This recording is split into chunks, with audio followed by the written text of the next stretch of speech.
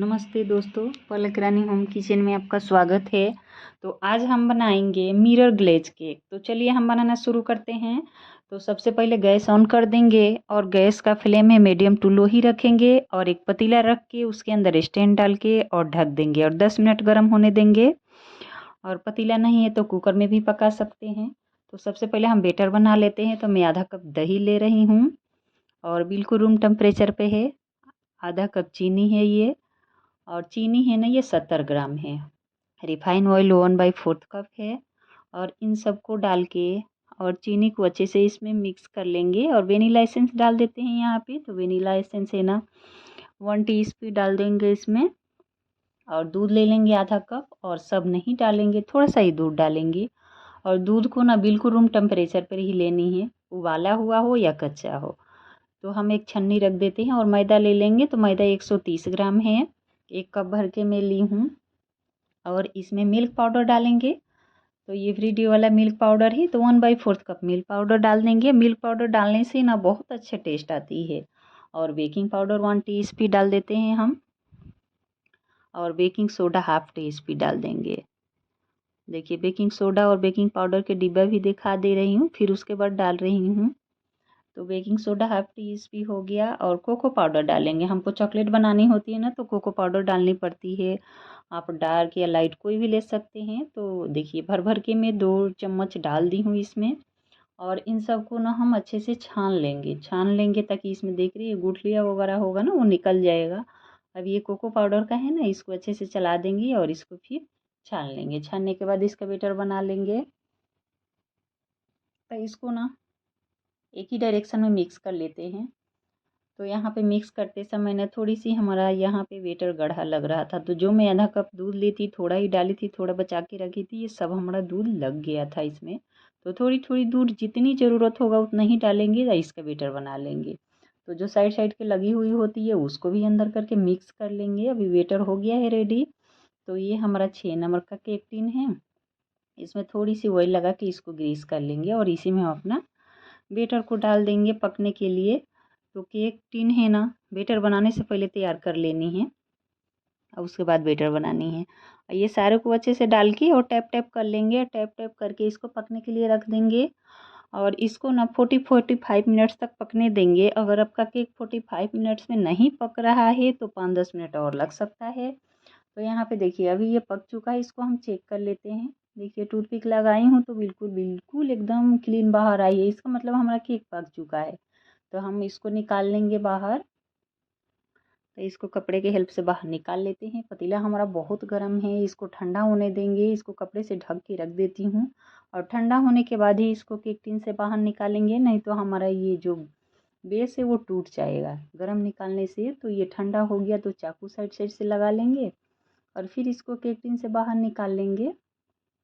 तो देखिए अभी कितना अच्छा पका हुआ है, बिल्कुल स्पंजी है। इसको दबा के भी दिखा देती हूँ।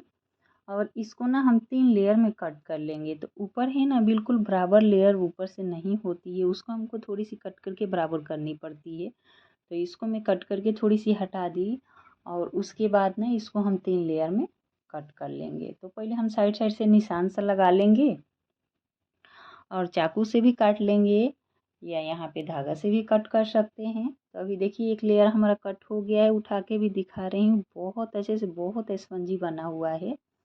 और फिर इसका हम दूसरा लेयर कट कर लेते हैं। तो ये तीनों लेयर हमारा कट हो गया। अब इसको रख देते हैं हम अपना साइड में। दूसरा लेयर को भी कट करके दिखा देती हूँ। देखिए ये स्क्रैच वाली होती है ना, बहुत अच्छी इसकी स्पंज बनती है, बहुत सॉफ्ट बनती है। तो अभी हमारा ये व्हिपिंग क्रीम है बिल्कुल ठंडा है। और ये ना हम डीप फ्रीजर में पहले रखते हैं तो ये जमा हुआ होता है। तो बीट करने से पहले ना हमको 1 घंटा पहले इसको बाहर निकाल के रख देना होता है। जब ये अच्छे से मेल्ट हो जाती है तब बिल्कुल ठंडा ही क्रीम को लेना है। तो 1 कप ली हूँ और इसको बीट कर लेते हैं। तो बीट करने के लिए ना 300 वाट से ऊपर का ही मशीन लेनी पड़ती है। ये हमारा 400 वाट का है, सेलो का मशीन है। अभी हम अपना क्रीम बीट कर लिए हैं। देखिए बिल्कुल इतना ही बीट करनी है, बिल्कुल स्मूथ, ज़्यादा सूखा नहीं, नहीं तो बाद में वो है ना जब हम केक का आइसिंग करते हैं ना तो उसमें फटा फटा सा होने लगता है। तो हमें एक बोर्ड रख लिए, थोड़ी सी उस पर क्रीम लगा लेंगे और फर्स्ट वाला लेयर रख देंगे। फर्स्ट वाला लेयर रखेंगे क्रीम लगा के इसलिए ताकि वो अच्छे से चिपक जाए। फिर हम जो शुगर सिरप, ये बस बिल्कुल मीठा पानी है, ठंडा पानी है, और इसी से हम अपना सोक कर लेंगे और इसको चारों तरफ सोक करके फिर इस पर क्रीम डालेंगे और क्रीम डाल के इसको चारों तरफ अच्छे से फैला लेंगे।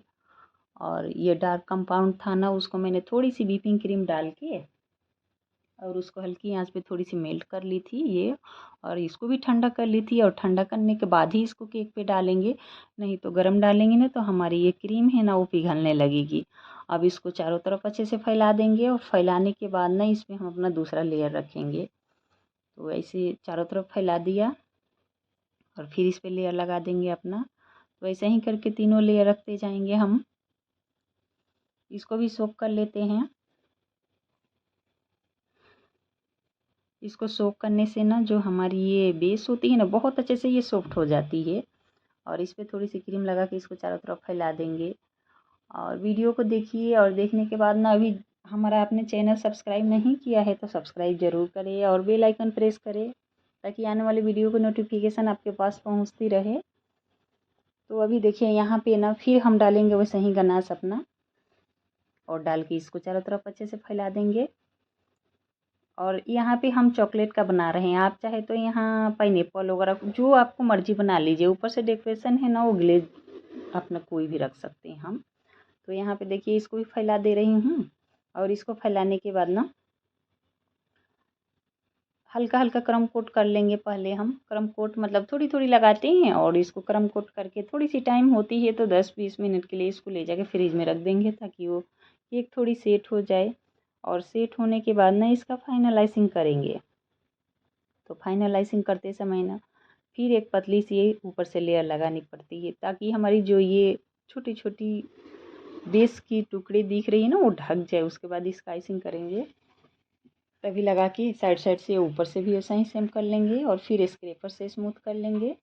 तो स्क्रैपर बस लेनी है और टर्न टेबल अपना चलाते रहनी है ऐसा ही करके।